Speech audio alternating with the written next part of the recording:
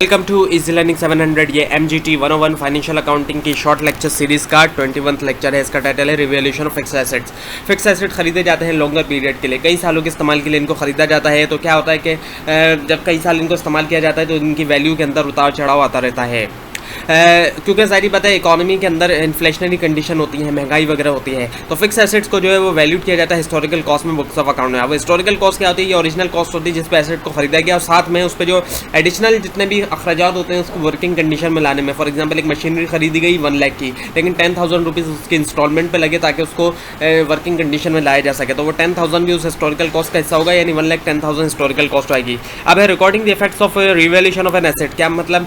अगर एक एसेट जो है वो रिवैल्यूड किया गया हायर कॉस्ट पे, यानी ज़्यादा कॉस्ट पे ओरिजिनल कॉस्ट के मुकाबले में, तो जो एक्सेस अमाउंट होगा वो जारी बात है प्रॉफिट का होगा और उसको ट्रीट किया जाएगा revaluation of fixed assets account में और उसको क्रेडिट कर देंगे रिवैल्यूएशन रिजर्व अकाउंट के अंदर। अब और अगर एसेट जो है वो लोअर कॉस्ट पे रिवैल्यूड होता है ओरिजिनल कॉस्ट वैल्यू के मुकाबले में, तो ऐसे सिचुएशन में जो बैलेंस अमाउंट होगा उसको हम लॉस कंसिडर करेंगे और वो जो है रिवैल्यूएशन ऑफ फिक्स्ड एसेट्स में जाएगा और उसको फिर शो किया जाएगा प्रॉफिट एंड लॉस अकाउंट में, उसी साल के प्रॉफिट एंड लॉस अकाउंट में जिस साल उस एसेट को रिवैल्यूड किया गया है। फेयर वैल्यू, फेयर वैल्यू एक अनबायस्ड किस्म की वैल्यू होती है और ये इसमें बायर और सेलर दोनों एग्री करते हैं, मार्केट वैल्यू के मुताबिक होती है ये।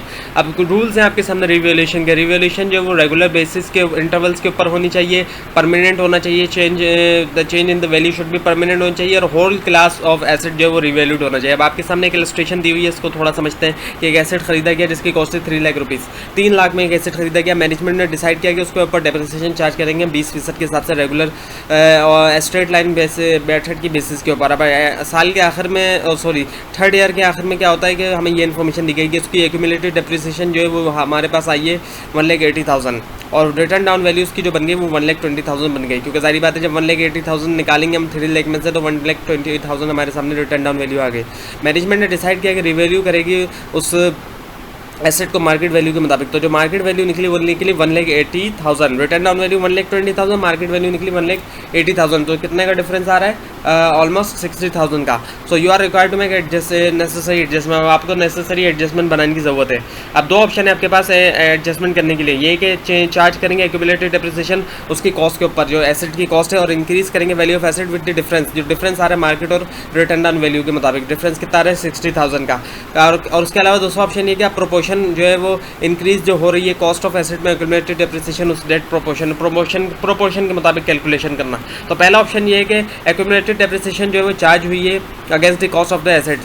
अब जो एक्यूमुलेटेड डेप्रिसिएशन चार्ज हुई कॉस्ट ऑफ द एसेट, जो कॉस्ट ऑफ द एसेट्स है वो कितनी आ रही है? वो है 1,80,000 आ रही है, जो यहाँ पे मार्केट वैल्यूज़ की आ रही है वो आ रही है 1,80,000।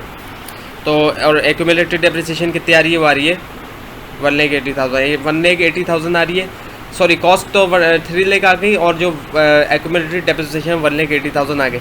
तो एक्यूमुलेटेड डेप्रिसिएशन को आपने चार्ज करना है, तो एक्यूमुलेटेड डेप्रिसिएशन चार्ज करने के लिए एक्यूमुलेटेड डेप्रिसिएशन को डेबिट कर देंगे 1,80,000 से और कॉस्ट ऑफ द एसेट को क्रेडिट कर देंगे 1,80,000 से। तो पहली एंट्री तो ये बन गया। अब दूसरी में क्या है? Cost of increase, asset increase हुई टू द मार्केट वैल्यू। अब कॉस्ट ऑफ एसेट जो है वो इंक्रीज हो गई मार्केट वैल्यू के अंदर के मुताबिक 1,80,000, तो डिफरेंस जो आया करंट और मार्केट वैल्यू का वो आया 60,000। 1,80,000 मार्केट के अंदर वैल्यू एसेट की और जो रिटर्न डाउन वैल्यू वो है 60,000। तो अब उसका जो क्रेडिट है 60,000 का जो क्रेडिट है 60,000 रुपये का इजाफा हो गया है, उसको हम क्रेडिट को दे देंगे हम रिवैल्यूएशन रिजर्व अकाउंट में, यानी कि डेबिट हो जाएगी कॉस्ट ऑफ एसेट 60,000 से और रिवैल्यूएशन रिजर्व हो जाएगा 60,000 से क्रेडिट, क्योंकि ये 60,000 रुपये इजाफा हो रहा है 60,000 रुपये का। यहाँ पे आप देख सकते हैं 1,80,000 में बिकेगा वो एसेट जो उसकी मार्केट वैल्यू है और रिटर्न डाउन वैल्यू 120 है, तो 60,000 रुपये का जो इजाफा है वो इस अकाउंट के अंदर चला गया रिवैल्यूएशन रिजर्व अकाउंट में। दूसरा ऑप्शन दिया हुआ है कि बहुत कॉस्ट एंड एक्यूमुलेटेड डेप्रिसिएशन और में इंक्रीज, दोनों जो है वो इंक्रीज हो रहे हैं, कॉस्ट भी और एक्यूमुलेटेड डेप्रिसिएशन एक प्रोपोर्शनेट मैनर के अंदर। तो अब desired increase in return down value क्या हुआ? 60,000 का इंक्रीज हो रहा है। 1,80,000 जो 1,20,000 जो बुक वैल्यू है और जो वो है तो 50% इंक्रीज़ हुआ है, 50% है 1,20,000 जो बुक वैल्यू है वो है 1,20,000 और जो 60,000 ज़्यादा आ रहे हैं हमारे सामने मार्केट वैल्यू के अंदर वो, तो 50% जो है वो इंक्रीज़ आ गया। So cost is increase by 50%, तो उसकी वजह से अब जो एंट्री बन रही है वो है cost of the asset 1,50,000 and the credit हम कर देंगे कितना? रिवैल्यूएशन रिजर्व अकाउंट को हम कर देंगे 1,50,000 से हम क्रेडिट कर देंगे। इसी तरह से एक्यूमुलेटेड डेप्रिसिएशन का जो अकाउंट है उसको भी हम 50% से इंक्रीज़ हो रहा है वो 50% इस तरीके से कि उसके अंदर हम जो है वो एक्यूमुलेटेड डेप्रिसिएशन को हम क्रेडिट कर देंगे और रिवैल्यूएशन रिजर्व अकाउंट को हम कर देंगे डेबिट। 50% हमने लगाना है। अच्छा, कैपिटल और रेवेन्यू रिजर्व क्या होते हैं? कैपिटल और रेवेन्यू एक्सपेंसेस। अब कैपिटल एक्सपेंसेस क्या होते हैं? कैपिटल एक्सपेंसेस वो एक्सपेंसेस होते हैं जिनका फ़ायदा हम एक अकाउंटिंग पीरियड से ज़्यादा में हासिल करते हैं। जैसे गाड़ी है, मशीनरी है, इनका ख़रीदो फरोख्त होने से इनका जो फ़ायदा है वो एक अकाउंटिंग पीरियड से ज़्यादा यानी कई सालों तक इनका फ़ायदा हासिल होता रहता है। तो इतने जितने भी ऐसे एक्सपेंसेस होते हैं वो तमाम के तमाम जो है वो ऐसे जितने भी अखराजात इनका फ़ायदा कई सालों तक रहे उनको हम कैपिटल एक्सपेंसेस कहते हैं। कैपिटल एक्सपेंसेस दो तरीके से इनकर्ड होते हैं। जब एक एसेट एक्वायर्ड किया गया, कोई एसेट ख़रीदा गया, मशीनरी है, कार है, कोई भी और दूसरी चीज़ है, उसको ख़रीदा गया तो कैपिटल एक्सपेंडिचर होता है। When an improvement is made in existing asset, या फिर किसी इम्प्रूवमेंट करवाई गई। फॉर एग्ज़ाम्पल घर है, घर छोड़े आप, फिर उसकी मिसाल है फैक्ट्री की जो बिल्डिंग है उसको बनवाया जाता है तो उसको बनवाना जो है वो कहलाएगा कैपिटल एक्सपेंडिचर। इस तरीके की जितनी चीज़ें होती हैं, इम्प्रूवमेंट जब करवाई जाए, अपग्रेड करवाया जाए एसेट को, तो भी कैपिटल एक्सपेंडिचर है। यानी ऐसे जितने भी अखराजात जिनका फ़ायदा कई सालों तक रहे उनको हम कैपिटल एक्सपेंडिचर कहते हैं। अब रेवेन्यू एक्सपेंडिचर क्या है? रेवेन्यू एक्सपेंडिचर वो होते हैं जो रोज़मर्रा के अखराजात में आते हैं। डे टू डे एक्सपेंसेस जो होते हैं उनको हम रेवेन्यू एक्सपेंडिचर कहते हैं। जैसे स्टेशनरी ख़रीदी जाती है, अब स्टेशनरी जो ख़रीदी जाएगी ज़ाहिर बात है सालों भर तक उसका तो फ़ायदा हासिल नहीं हो सकता। जितनी भी स्टेशनरी ख़रीदी जाएगी महीने 2 महीने से ज़्यादा उसके फ़ायदा नहीं हो सकता।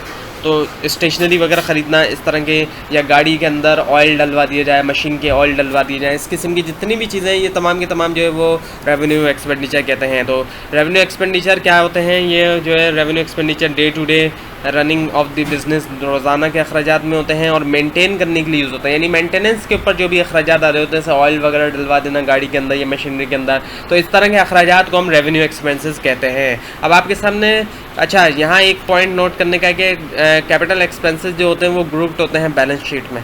बैलेंस शीट में कैपिटल एक्सपेंसेस को ग्रुप किया जाता है, जबकि रेवेन्यू एक्सपेंसेस जो ग्रुप्ड होते हैं वो होता है प्रॉफिट और लॉस अकाउंट के अंदर। अब आपके सामने कुछ डिफरेंसेस हैं, इनको समझें कि कैपिटल एक्सपेंसेस अफेक्ट करता है लॉन्ग टर्म के अंदर, ज़ाहिर बात है ये आपको बताया कई सालों तक इसके फ़ायदे होते हैं, जबकि रेवेन्यू एक्सपेंसेस शॉर्ट टर्म के अंदर असर करता है, इसका फ़ायदा कम पीरियड के होता है। कैपिटल एक्सपेंडिचर जो होता है set to be capital expenditure, क्योंकि इसके अंदर क्या होता है कि एसेट को अक्वायर किया जा रहा होता है। एक तरह से जिस तरह सरमाया लगाया जाता है तो जो सरमाया लगता है वो कई सालों के लिए होता है, इसी वजह से इसको कैपिटल कहा जा रहा होता है। सरमाया लग के भी एसेट ख़रीदा जा रहा होता है तो इसी वजह से इसके अंदर भी एसेट ख़रीदा जा रहा होता है, इसी वजह से इसको कैपिटल कहा जाता है। और रेवेन्यू एक्सपेंडिचर के अंदर ज़ाहिर बात है कोई एसेट ना ख़रीदा जाता है ना उसकी परफॉर्मेंस को बढ़ाया जाता है, सिर्फ उसकी डे टू डे जो है एसेट की डे टू डे मेंटेनेंस हो सकती है, लेकिन उसके परफॉर्मेंस के ऊपर कोई गौर नहीं किया जाता।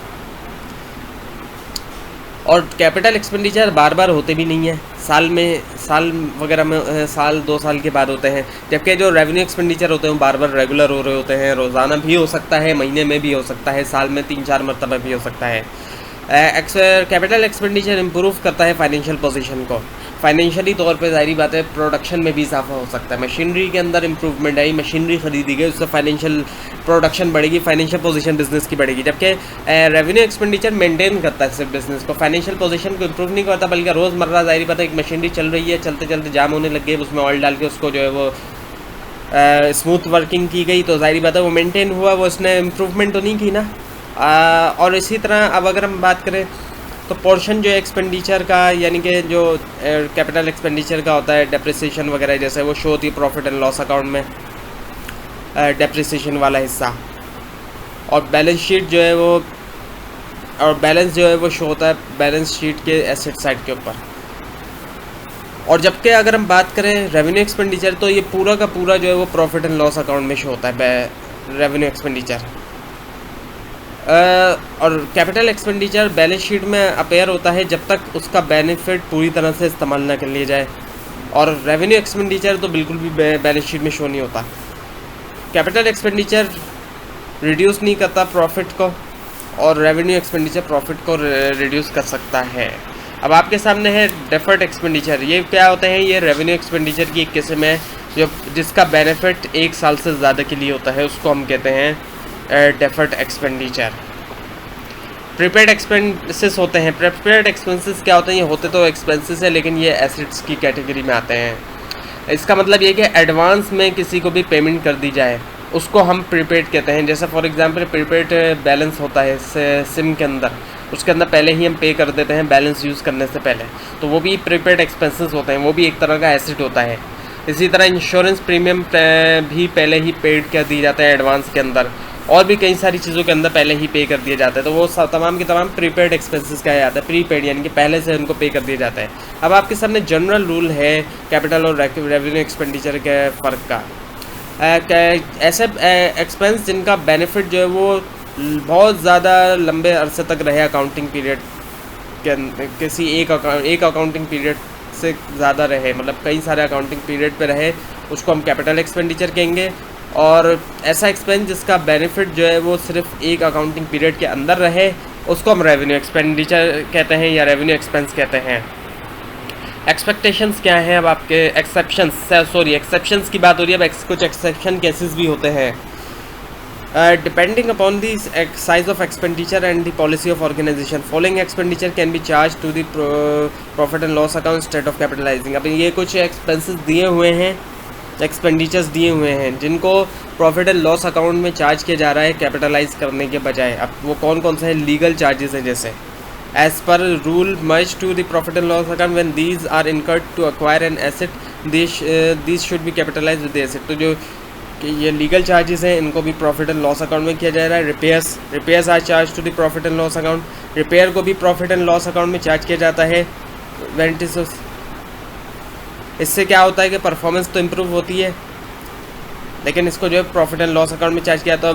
वेजेस जो है वो नॉर्मली रेवेन्यू एक्सपेंडिचर है, but when these are paid to the men employed to create an asset this should be capitalise. Wages जो है नॉर्मली तौर पे तो रेवेन्यू एक्सपेंसेस है, लेकिन अगर किसी ऐसे एम्प्लॉय को दी जाए जो एसेट बना रहा है तो फिर उसको भी हम कैपिटल एक्सपेंडिचर के तौर पर रिकॉर्ड करेंगे। तो ये कुछ एक्सेप्शन केसेस आपके सामने दिए हुए हैं। अच्छा, फ्राइट एंड कैरेज क्या है? नॉर्मली रेवेन्यू एक्सपेंडिचर होता है फ्राइट और कैरेज, लेकिन किसी एसेट के लिए अगर यूज़ किया जाएगा फ्राइट और कैरेज को, यानी कि किराया है, किराया पे कर रहे हैं, मशीन मंगवाने का किराया है अगर, तो किराया तो रेवेन्यू एक्सपेंडिचर है रोज़मर्रा के अखराजात में से, लेकिन मशीन को मंगवाने की वजह से इस किराए को मशीन की ही कॉस्ट में कंसिडर किया जाएगा, तो ये जो है वो कैपिटल एक्सपेंडिचर का हिस्सा बन जाएगा। उसके अलावा इंटरेस्ट ऑन लोन है, नॉर्मली जो है वो रेवेन्यू एक्सपेंडिचर होता है, but when the loan is taken to purchase on an asset it interest is treated as capital. अच्छा, नॉर्मली इंटरेस्ट जो है वो रेवेन्यू एक्सपेंडिचर है, लेकिन अगर लोन जो लिया गया है एसेट को ख़रीदने के लिए, तो उस पर जितना भी इंटरेस्ट पे किया जा रहा है वो उसको हम कैपिटल का करेंगे, क्योंकि एसेट की वजह से वो जो है। तो कुछ एक्सेप्शनल केसेस भी आपने इनको याद रखना और इनको अच्छी तरह पढ़ के समझें इनका क्या मतलब है। अच्छा, आप है कैपिटल रिसिप्ट और रेवेन्यू रिसिप्ट। कैपिटल रिसिप्ट और रेवेन्यू रिसिप्ट का फ़र्क समझते हैं। Receipt which are non recurring whose benefit, इसके अंदर भी वही फ़र्क आ जाता है कि रिसिप्ट जो कि बार बार रेगुलर किस्म की ना हो, जिसका फ़ायदा एक अकाउंटिंग पीरियड से ज़्यादा हो, लॉन्गर पीरियड के लिए हो, उसको हम कैपिटल रिसिप्ट कहते हैं। फॉर इंस्टेंस कैपिटल इन्वेस्टेड, जो कैपिटल इन्वेस्ट हुआ है, लोन फ्रॉम बैंक है, तो ये तमाम चीज़ें। जो कैपिटल रिसिप्ट होती है वो शो होती है लाइबिलिटी साइड पे बैलेंस शीट के। अब रेवेन्यू रिसिप्ट क्या है? रिसिप्ट जो कि रिकरिंग बाय नेचर होती है, जो कि डे टू डे एक्सपेंसेस को मीट करने के लिए होती है बिजनेस कंसर्न के, उसको हम रेवेन्यू रिसिप्ट कहते हैं। For example sale proceeds of good है, इंटरेस्ट रिसीव्ड है या रेंट रिसीव्ड वगैरह है, इनको हम रेवेन्यू रिसिप्ट कहते हैं। तो ये था आज का लेसन नंबर 21। आपको कोई कन्फ्यूजन है नीचे कमेंट ज़रूर कीजिए। पूरी सीरीज़ को देखने के लिए चैनल को सब्सक्राइब कीजिए। Thanks for watching.